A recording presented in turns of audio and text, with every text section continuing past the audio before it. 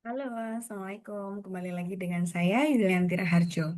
Hari ini kita akan membahas Intermediate Accounting Chapter 10, di mana pada Chapter 10 ini kita akan membahas acquisition, ya, akuisisi dan pelepasan dari property, plant, and equipment.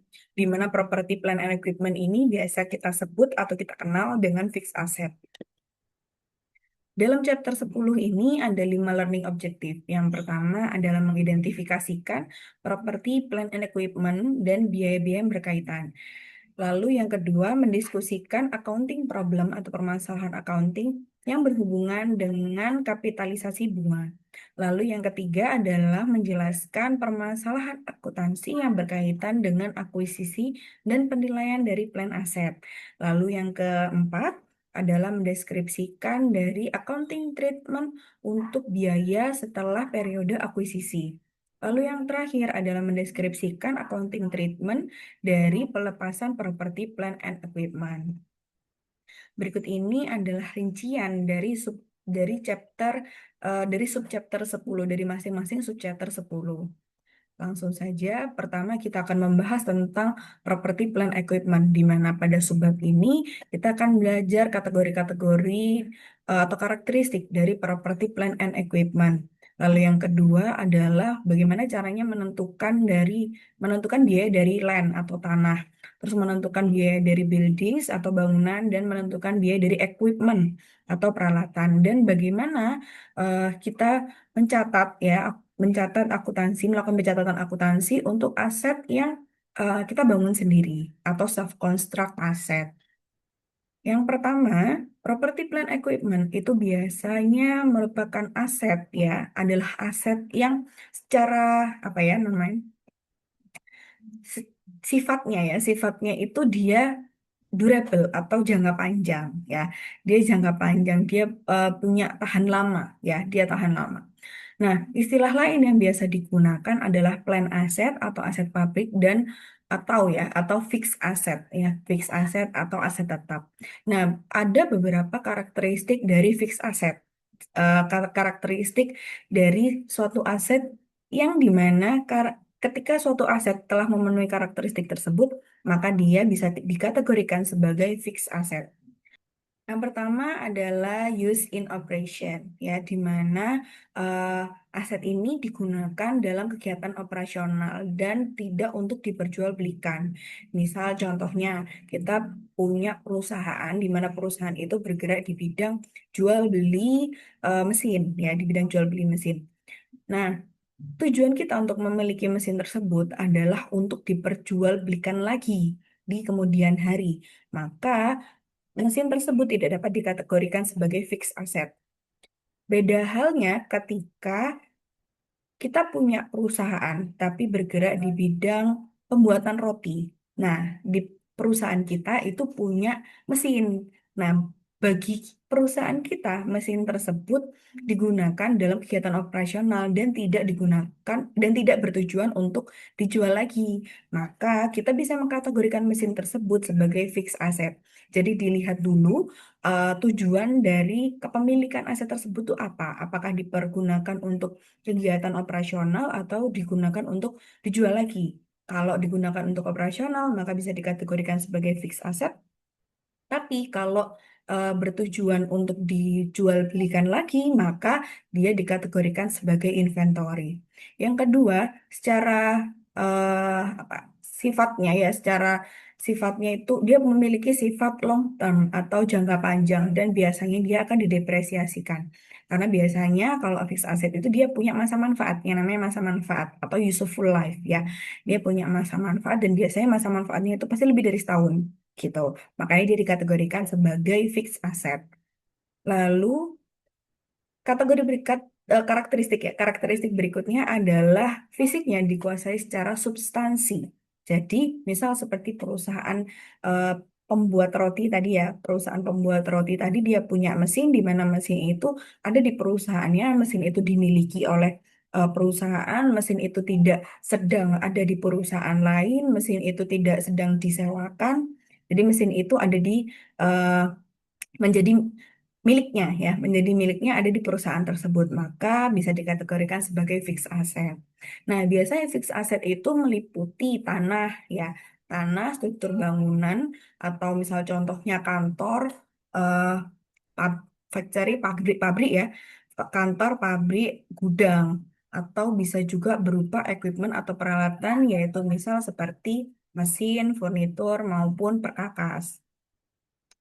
Nah, akuisisi dari property plant equipment. Ya, ada istilah namanya historical cost ya, di mana historical cost itu diukur dari cash atau setara kas ya, setara kas yang dikeluarkan oleh si perusahaan untuk mendapatkan aset tersebut ya, untuk mendapatkan aset tersebut sampai aset dan membawa aset tersebut sampai ke lokasi dan kondisi yang diinginkan oleh perusahaan dan sampai aset tersebut siap untuk digunakan.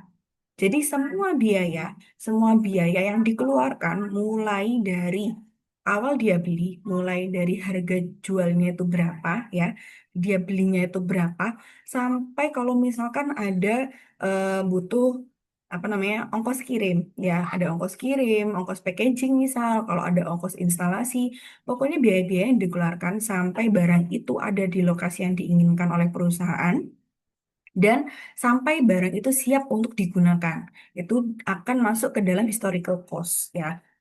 Nah, secara umum biaya itu meliputi yang pertama purchase price atau harga beli ya, di mana di dalamnya itu termasuk dengan pajak impornya ya, pajak impor dan pajak-pajak lainnya yang eh, tidak dapat di refund ya, tidak dapat di refund. Dikurangi dengan diskon ya, diskon dan rabat. Lalu yang kedua adalah biaya yang diatribusikan untuk membawa aset tersebut ke lokasi dan kondisi yang diinginkan sampai eh, barang tersebut ya, aset tersebut siap untuk digunakan sesuai dengan keinginan si perusahaan.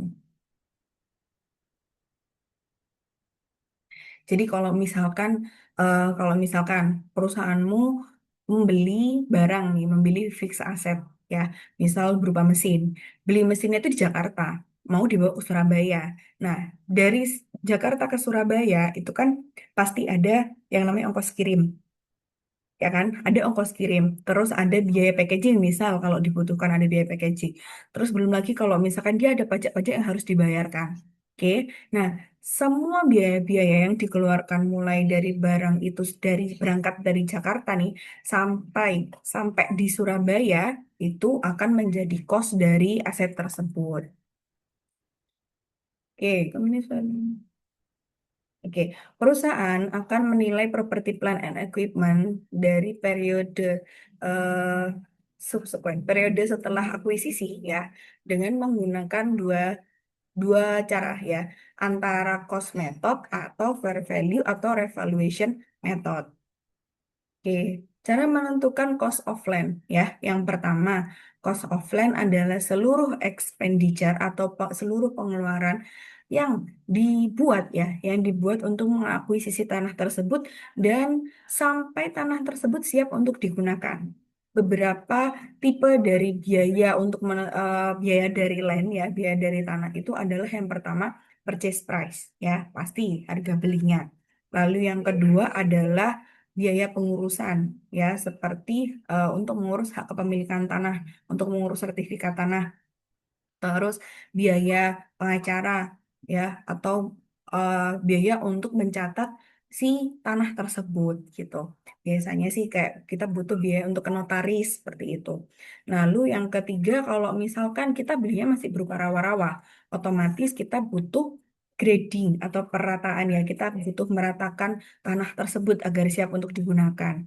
Kita butuh menguruk atau menimbun ya, menimbun dari tanah tersebut karena dia masih berupa rawa-rawa.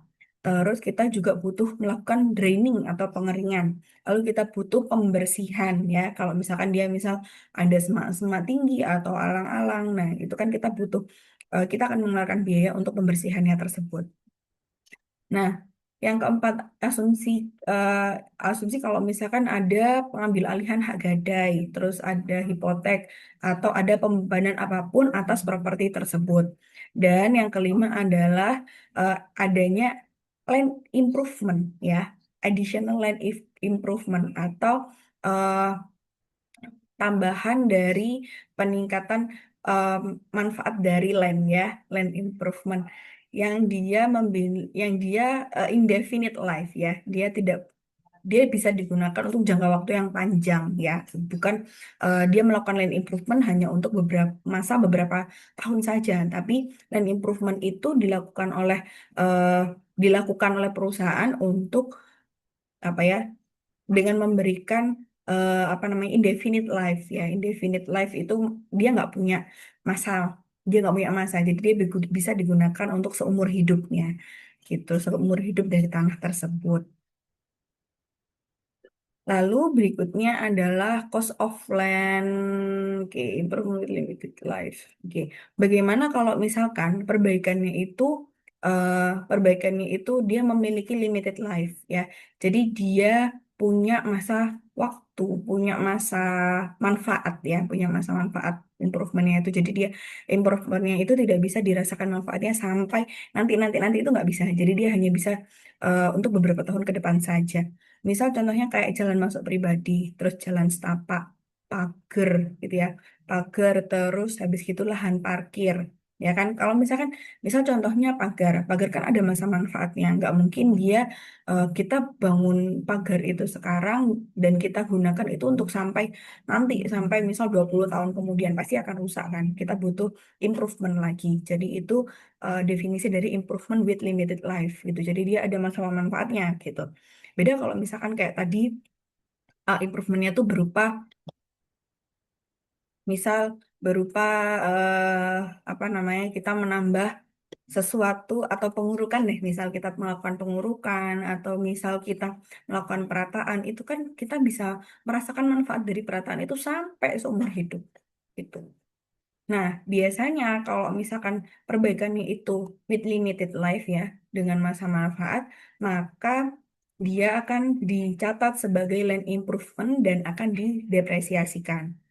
Nah, tanah yang diakuisisi dengan tujuan untuk spekulasi, ya, maka akan dikategorikan sebagai investasi. Misal kita beli tanah, tapi dengan tujuan, oh nanti misal 1 tahun lagi akan dijual ketika harganya naik, misal. Nah, itu kan masih spekulasi. Nah, itu kita akan mengklasifikasikannya sebagai investment. Lalu berikutnya tanah, eh, oke, tanah yang dimiliki oleh real estate ya, dengan tujuan untuk dia dijual lagi. Jadi tanah, kita beli tanah tapi juga akan dijual lagi oleh misal kayak developer gitu loh. Kita kita sebagai perusahaan developer, kita beli tanah terus nanti akan kita kafling-kafling, kita jual lagi. Itu akan dikategorikan sebagai inventory. Tuh. Lalu bagaimana caranya menentukan cost dari buildings ya? Jadi semua biaya yang berkaitan langsung dengan akuisisi ya, untuk akuisisi atau konstruksi dari bangunan tersebut itu akan dimasukkan sebagai cost of buildings. Jadi cost dari suatu bangunan.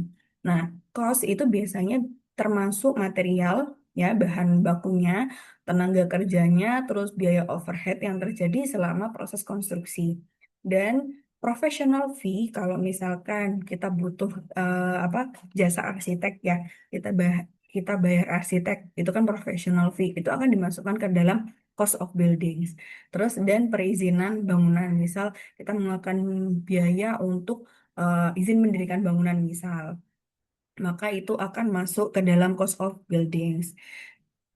Oke, perusahaan akan mempertimbangkan seluruh biaya yang timbul, mulai dari ekskavasi, ya kegiatan ekskavasi, sampai completion, sampai penyelesaian sebagai bagian dari building cost. Lalu bagaimana cara menentukan cost of equipment ya? Cost of equipment.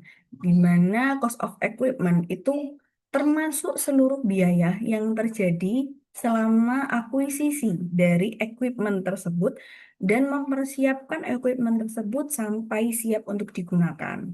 gitu. Nah, biasanya cost-nya itu meliputi purchase price jelas, lalu yang kedua adalah ongkos kirim dan handling charge. Kalau misalkan ada misal kayak contohnya biaya packaging, tambahan biaya packaging misal kalau ada, terus asuransi dari equipment saat dia transit misal kalau ada, terus biaya dari misal eh, equipment tersebut butuh special foundation ya, yang misal kalau misal dibutuhkan gitu ya, misal ada suatu alat berat yang dimana dia nggak bisa cuma ditaruh gitu aja tapi dia butuh fondasi-fondasi khusus yang harus kuat gitu misal, maka kan kita akan mengeluarkan biaya untuk membuat fondasi tersebut. Nah, itu akan masuk cost of equipment. Lalu berikutnya adalah biaya dari perakitan dan instalasi. Lalu biaya kalau misalkan ada trial and error, gitu. Kalau misalkan ada biaya yang dikeluarkan untuk menguji coba equipment tersebut. Pokoknya semua biaya yang dikeluarkan, mulai dari harga beli sampai eh, apa namanya sampai barang tersebut itu siap untuk digunakan, itu akan masuk ke dalam cost of equipment. Nah, ini ada secara ringkas ya, secara ringkas, ringkasan-ringkasan dari biaya yang termasuk dalam fixed asset. Misal nih contohnya ada buildings ya. Buildings itu biasanya biaya-biaya yang di dalamnya itu berkaitan dengan biaya arsitek, biaya engineer, terus asuransi kalau ada, terus bahkan interest dari uang yang dipinjam untuk eh, finance construction, terus kalau misalkan ada pajak penjualan, terus habis itu misal ada biaya modifikasi-modifikasi atau biaya perizinan. Terus kalau misal contohnya kayak mesin, mesin and equipment. Contohnya misal ada biaya ongkos kirim, biaya instalasi, biaya perbaikan, perakitan, modifikasi, terus testing atau trial and error tadi kalau misalkan dibutuhkan eh, izin juga gitu. Kalau misalnya biaya-biaya itu maka masuk ke machinery and equipment. Terus kalau misalkan land, contohnya pasti purchase price. Terus ada kalau misal ada pajak penjualan, izin, terus untuk mengurus sertifikat hak milik, terus misal ada biaya survei, terus biaya grading and leveling, itu masuk ke land. Nah, yang termasuk ke dalam land improvement, misal eh, kita mau nanam ini pohon-pohon, terus kita mau memasang pagar, kita mau memasang lampu-lampu taman, terus kita kalau misalkan di area parkir kita mau pasang paving, misalnya itu masuk sebagai kategori land improvement.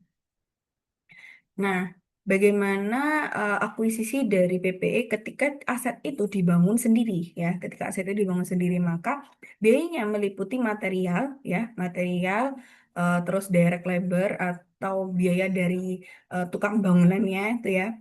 Terus overhead ya, overheadnya itu biasanya ada dua macam, ada assign. Oke, kalau untuk overhead itu ada dua cara ya. Yang pertama adalah assign no fixed overhead ya. Jadi kalau fixed overhead itu tidak diassign ke dalam self-constructed asset. Sedangkan kalau misalkan dia overhead selain fixed overhead, dia akan dimasukkan berdasarkan porsinya, berdasarkan pembagiannya ya. Portion of all overhead to construction process. Gitu. Oke. Oke. Nah, biasanya perusahaan akan menerapkan metode yang kedua gitu, dalam menentukan cost cost dari self-constructed asset.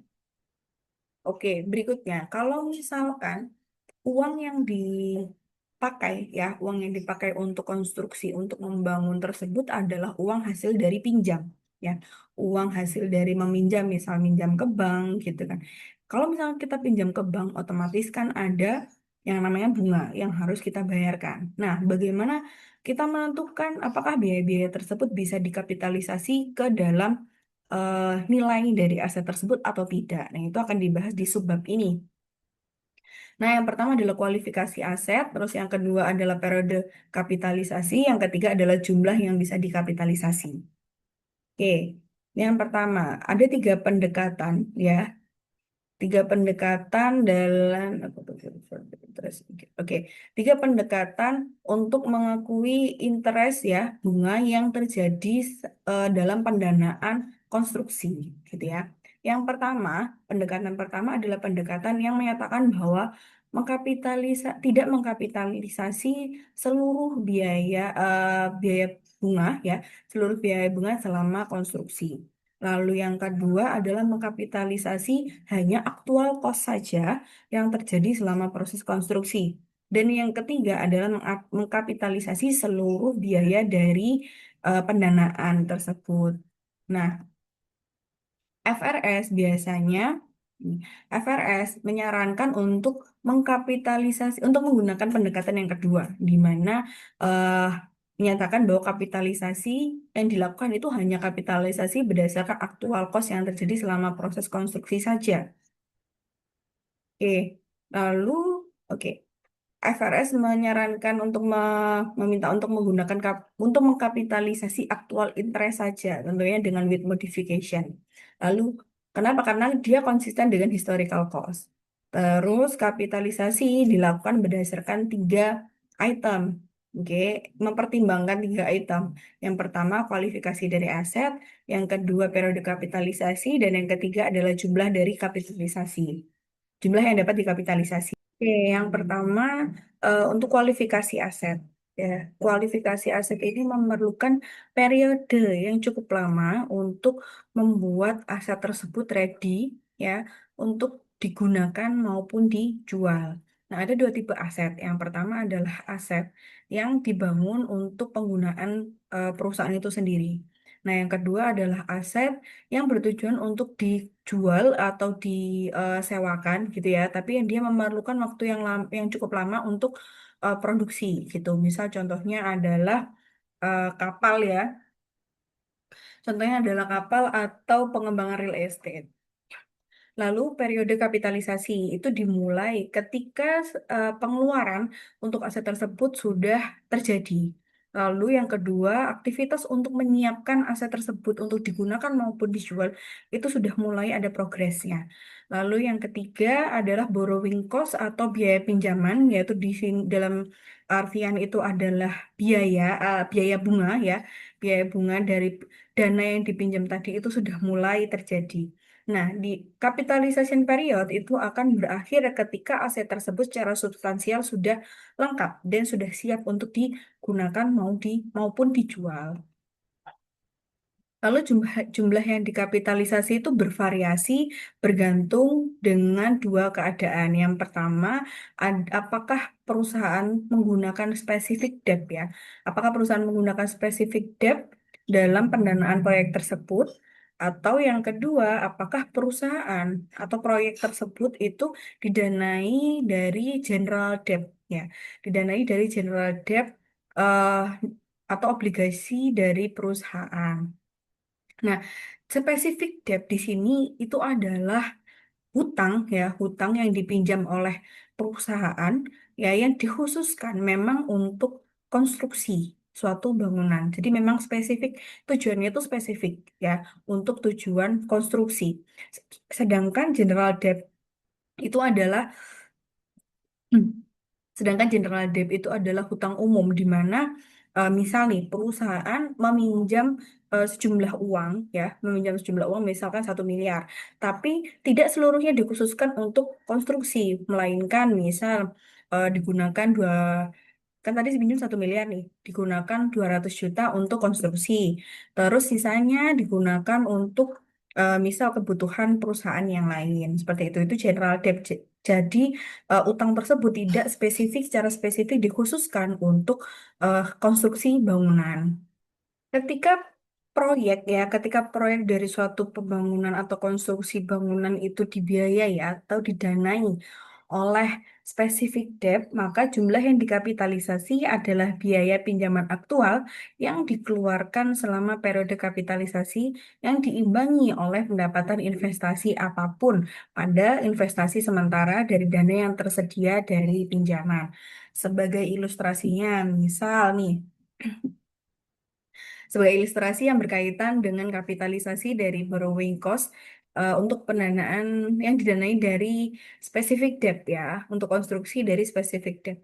Nah, diasumsikan pada tanggal 1 November 2021, Sala Company itu em, mengontrak Favor Construction untuk membangun suatu bangunan dengan nilai 1.400.000. Dan biaya dari tanah itu adalah 100.000. ya. Purchase from contractor and include ya dan termasuk dalam first payment. Oke, maka salah akan pada saat pembayaran itu selama tahun 2022 itu menjadi beberapa termin. Misal di tanggal 1 Januari itu 210.000, berikutnya 1 Maret 300, 1 Mei 540, 31 Desember 450, sehingga totalnya 1.500.000. Itu dari 1.400.000 ditambah dengan lainnya 100.000, sehingga totalnya 1.500.000, tapi dibayarkannya secara termin, secara nyicil gitu ya. Oke, untuk specific debt ya. Jadi favor construction ini masih lanjutannya yang tadi ya. Jadi favor construction itu menyelesaikan bangunan dan ready for occupancy on 31 Desember. Jadi si favor itu menyelesaikan konstruksi dari bangunannya itu di 31 Desember 2022. Dan salah itu hutang berupa notes ya atau wesel untuk membiayai pembelian dari tanah dan konstruksi dari bangunan dengan dia tuh hutang berupa notes atau wesel dengan bunga 15%, jangka waktu 3 tahun dan jumlahnya 1.500.000 di tanggal 31 Desember 2021 dengan interest payable-nya dibayarkan secara annually atau tahunan pada setiap tanggal 31 Desember.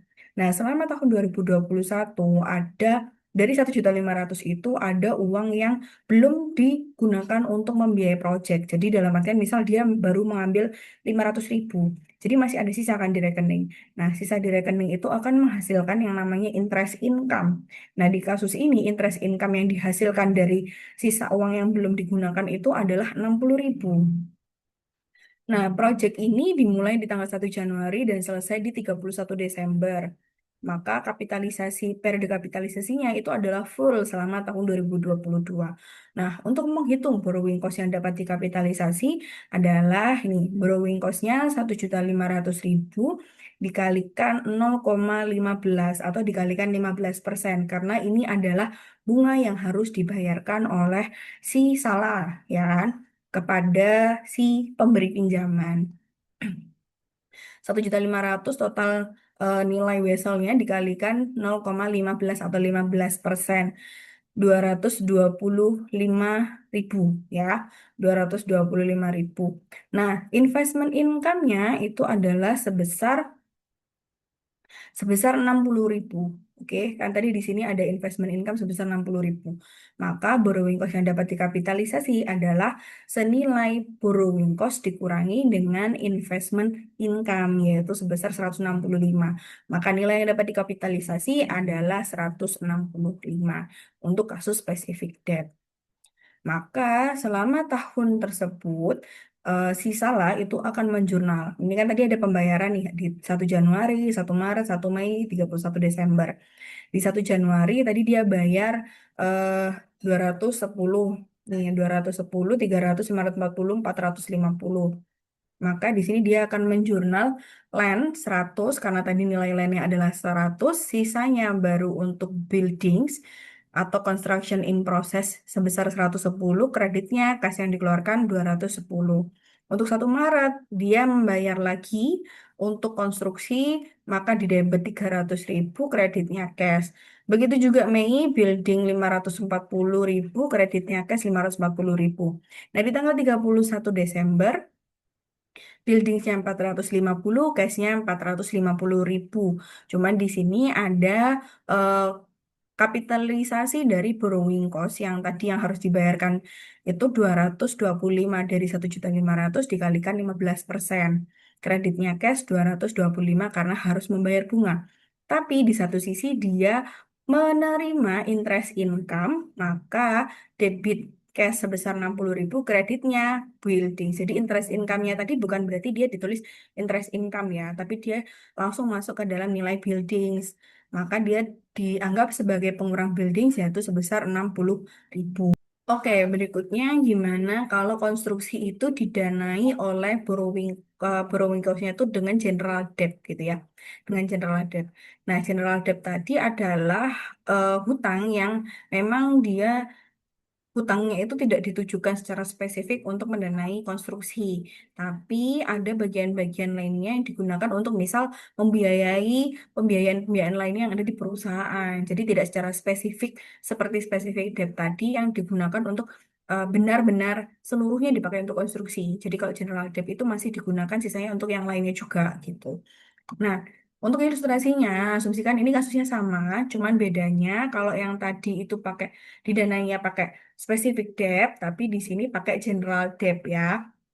Untuk nilai daily buildingnya sama ya, 1.400.000 dan landnya 100.000. Untuk pembayarannya juga masih sama dalam beberapa termin. Nah, cuman bedanya di sini dia didanai oleh general debt ya. Nah, asumsikan salah itu memiliki two debt obligation outstanding ya. Jadi dia memiliki hutang obligasi selama tahun 2022. Yang pertama interestnya 10% ya. 10% dengan nilai 1 juta untuk 5 tahun notes payable ya. Notes berupa notes payable. Jangka waktu 5 tahun pada tanggal 31 Desember 2018 dengan interest payable-nya annually di tanggal 31 Desember. Sedangkan berikutnya untuk yang debt yang kedua itu adalah persentasenya 12%, nilainya 1.500.000 dan ini adalah obligasi dengan jangka waktu 10 tahun. Diterbitkan di 31 Desember 2017 dengan interest payable-nya annually di tanggal 31 Desember. Nah, ketika sebuah proyek itu didanai dengan general debt, maka perusahaan itu harus menentukan average carrying amount-nya dulu, gitu. Average dari carrying amount eh, selama periode dari pelaksanaan proyek tersebut, gitu. Nah, ini ada di ilustrasi 10.3, di mana seluruh pengeluarannya dicatat dulu. Nih, kan tadi ada pembayaran Januari 210, Maret 300, Mei 540, Desember 31. Maka totalnya 1.500.000. Nah, periode kapitalisasinya karena ini adalah 1 Januari, maka dihitung periode dari 1 Januari sampai 31 Desember. Itu ada berapa bulan, gitu kan? Total bulannya kan 12. Nah, untuk yang pembayaran pertama 1 Januari, itu berarti kan dari Januari sampai Desember. Maka full 12 bulan. Maka di sini capitalization periodnya atau eh, apa ya istilahnya fraksinya ya pembaginya itu adalah 12/12. Lalu untuk pembayaran Maret dihitung sampai periodenya sampai Desember, maka Maret, April, Mei, Juni, Juli, Agustus, September, Oktober, November, Desember, maka 10. Maka di sini capitalization periodnya adalah 10/12.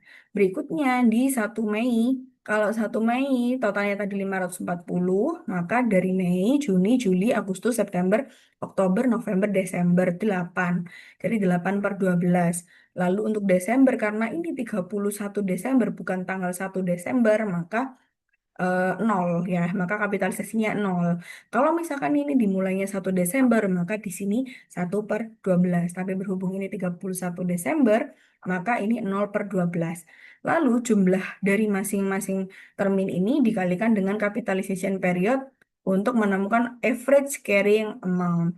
Jadi 210.000 dikalikan 12/12 menjadi 210.000. Untuk periode Maret 300.000 dikalikan 10/12 menjadi 250.000. Terus 1 Mei 540 dikalikan 8/12 jadi 360.000. Untuk yang Desember 450.000 dikalikan 0/12 maka sudah pasti 0. Nah, efek carrying amount-nya dijumlahkan ketemu 820.000. Setelah diketahui total dari average carrying amount senilai 820, maka berikutnya kita harus menghitung capitalization rate-nya. Nah, untuk menghitung capitalization rate itu dihitung dari ini. Ini kan total hutangnya berapa? 1 juta ditambah 1.500.000 ya. Berarti totalnya adalah 2.500.000 ya. Nah, untuk hutang yang pertama itu dia 10% dan hutang yang kedua adalah 12%. Diingat-ingat. Maka untuk menghitung capitalization rate-nya adalah ini hutang yang pertama ya. Ini hutang yang pertama 10% atau 0,10 dikalikan 1 juta karena hutang yang pertama itu nilainya 1 juta dibagi dengan total hutangnya 2.500.000. Ditambah untuk hutang yang kedua tadi bunganya 12% atau 0,12 dikalikan Nominalnya 1.500.000 dibagi total hutangnya 2.500.000. Maka ketemu 11,2%. 0,112 atau 11,2%. Nah, setelah mengetahui capitalization rate-nya, maka akan dikalikan dengan total average carrying amount yang sebelumnya sudah dihitung. Maka 820.000 dikalikan 0,112 menjadi 91,840. Itu menjadi borrowing cost for capitalization. Nah, final step-nya itu adalah mengaplikasikan constraint ya, di mana untuk general debt ini ada constraint-nya. Jadi jumlah dari kapital ada aturannya ya. Ada batasannya, di mana jumlah yang dikapitalisasi itu tidak boleh lebih dari aktual borrowing cost yang terjadi selama periode pembangunan. Jadi kita hitung dulu borrowing cost-nya. Borrowing cost-nya kan tadi 10% sama 12%. 10% borrowing cost itu kan nilai interest yang harus dibayarkan setiap tahunnya itu loh berapa. 10% dikalikan 1.100.000, 12% dikalikan 1.500.000, 180.000. Maka total borrowing cost-nya adalah 280, di mana di sini borrowing cost for capitalization yang lebih kecil dari total borrowing cost, sehingga nilai ini boleh dikapitalisasi. Oke, maka jurnal di tanggal 31 Desember, kecuali entry untuk interestnya, itu adalah sebagai berikut. Buildingsnya sebagai bentuk kapitalisasi dari borrowing cost adalah 91.840 ya, 91.840. Terus interest expense itu adalah selisih ya, selisih dari tadi borrowing cost, total borrowing costnya kan yang dibayarkan di cash 280. Nah, buildingsnya 91.840. Maka sisanya dianggap sebagai interest expense seperti itu. Interest expense ya berarti 280.000 dikurangi 91.840.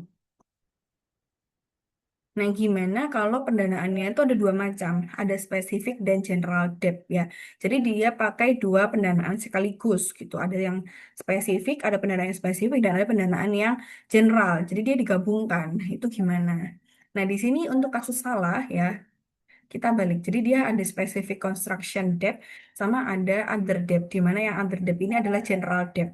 Nah, yang pertama untuk specific construction debt itu dia Oke, dia hutang dengan bunga 15%, nilainya 750 ya, dengan periode selama 3 tahun ya, 3 tahun. To finance purchase untuk mendanai pembelian dari tanah dan konstruksi konstruksi dari bangunan. Jadi di sini ada tujuan spesifiknya kan. To finance purchase of land and construction of the buildings pada tanggal 31 Desember 2021 dengan interest payable annually di tanggal 31 Desember. Nah, idle funds from this borrowing were invested during early 2022 itu jadi ada uang yang belum dipakai. Ada uang yang belum dipakai itu akan muncul investment income sebesar 40.000. Investment income atau yang tadi interest income sebesar 40.000. Lalu untuk general debt-nya ada dua macam, yaitu yang pertama notes payable sebesar 500.000 ya dengan bunga 10% jangka waktu 5 tahun di tanggal 31 Desember 2018. Interest payable-nya annually di tanggal 31 Desember. Lalu untuk utang general yang kedua nilainya 1.500.000, persentase bunganya 12% dan apa periode obligasinya itu adalah 10 tahun yang diterbitkan tanggal 31 Desember 2017, interest payable-nya annually. Nah, untuk kasus ini, maka seluruh pengeluarannya itu pertama dialokasikan dulu dari specific debt, ya, specific debt. Nah, kalau misalkan tadi kan dia bayar pakai beberapa termin ya.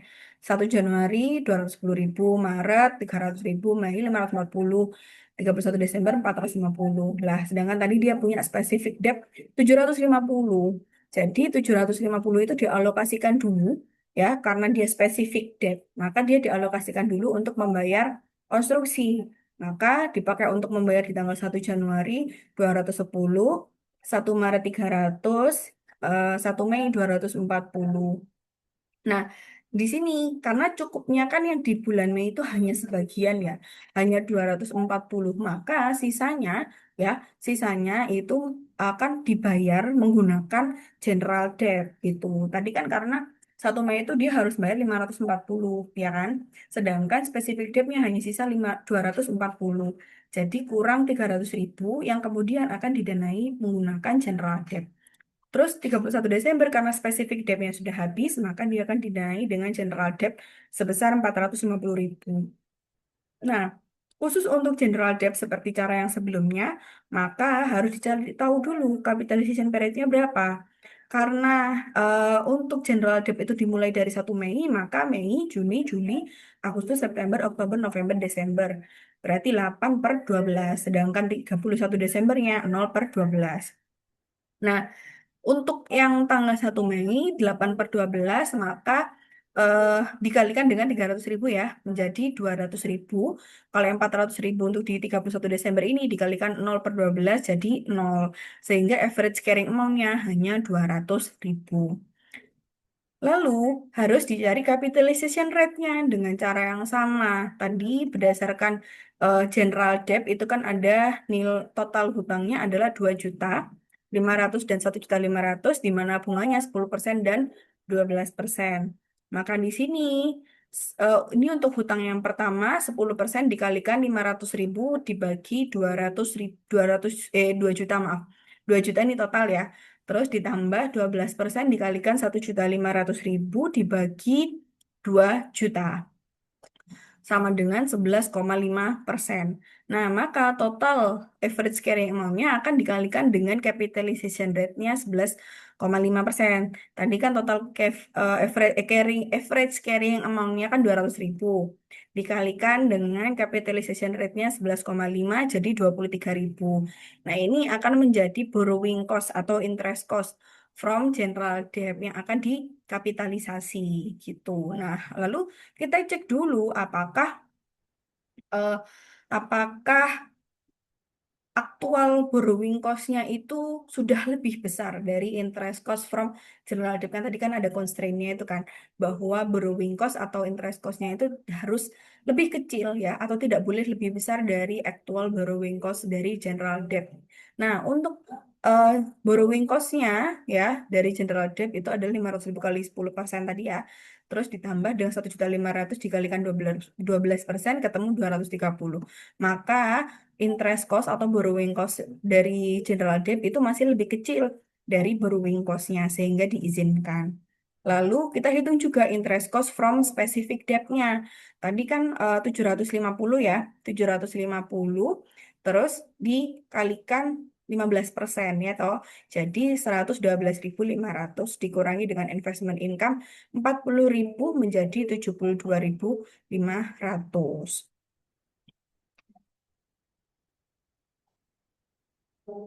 Oke. Nah, maka di sini interest cost from specific debt-nya, from specific debt kan 112.500 ya. Ini terus dikurangi dengan investment income sebesar 40.000 nih. Terus ditambah dengan interest cost from general debt dari perhitungan ini 23.000 menjadi total borrowing cost capitalized yang dapat dikapitalisasi di tahun 2022 sebesar 95.500 atau sama juga dengan 23.000 ditambah 72.500. Maka jurnal untuk 31 Desembernya adalah buildings sebesar 135.500 ya, dapat dari ini interest cost from specific debt ditambah interest cost from general debt. Terus cash-nya yang harus dibayarkan yaitu adalah total dari borrowing cost ya, total dari borrowing cost. Di mana total dari borrowing cost adalah 112.500 ditambah 230.000. Ya kan, 112.500 ditambah 230.000. Oke, ini menjadi 342.500. Nah, selisihnya menjadi interest expense 207.000. Oh ya, di sini 100 capitalized borrowing cost-nya senilai 112.500. Jadi sebelum dikurangi investment income ya. Karena nanti di kasus ini investment income-nya ada jurnal tersendiri. Kalau misalkan mau dijadikan satu jurnalnya boleh silakan. Ini untuk mempermudah aja menunjukkan asal muasalnya itu dari mana. Nah, ini untuk mencatat investment income. Jadi dia dapat cash 40.000, buildingsnya berkurang 40.000. Nah, untuk penjelasan dari valuation of property plant equipment dan yang subbab-subbab lainnya akan dibahas pada part kedua. Jangan lupa ditonton. Terima kasih. Assalamualaikum.